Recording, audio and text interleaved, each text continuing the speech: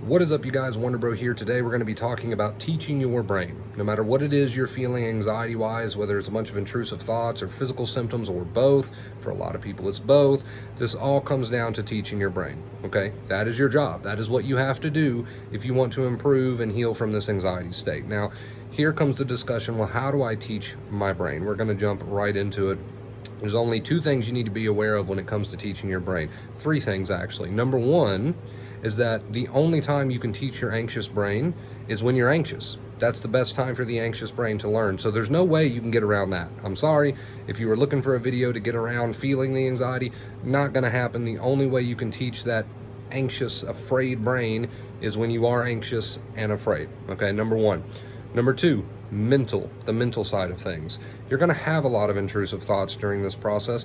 Your goal is to not fight with them, not argue with them, not try to do anything with them. Just use what we call the accepting inner voice. So anytime an intrusive thought pops up and you catch yourself getting ready to fight with it or worry about it, you step in, you say something like, yeah, it's only causing a reaction because I need to teach my brain, so I'm just going to teach my brain. That thought can be there if it wants to be there. All right? Accepting inner voice. Number three, your behaviors.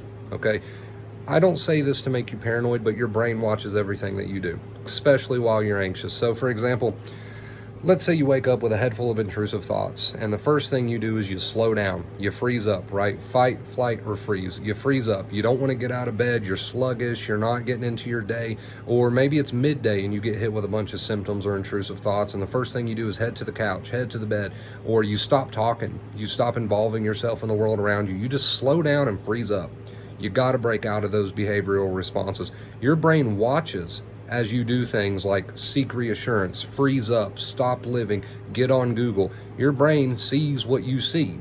So you can't lie to it as far as your behaviors are concerned, okay? So you need to act like a person who's already healed. Now, some people will say, well, no, that is lying to it because I'm very afraid. So when you ask me to act like I'm already healed, it feels like I'm forcing it or it feels like a lie. It's not a lie. You may not feel like doing those things because you're so anxious and afraid, but it's not a lie. Take a look around. Is there a real danger? If the answer is no, then it's not a lie. You are just teaching your brain by making yourself behaviorally act like a healed person, behave like a healed person, that, hey, brain, there is no tiger, okay? So, again, number one, you need to understand that the only time you can retrain an anxious brain is when you're afraid. So take advantage of every opportunity you get. See, that's the winning mindset. That is the accepting inner voice. Instead of fighting with those thoughts or those feelings, you just say, you catch yourself and you just say, no, I'm going to teach my brain, right?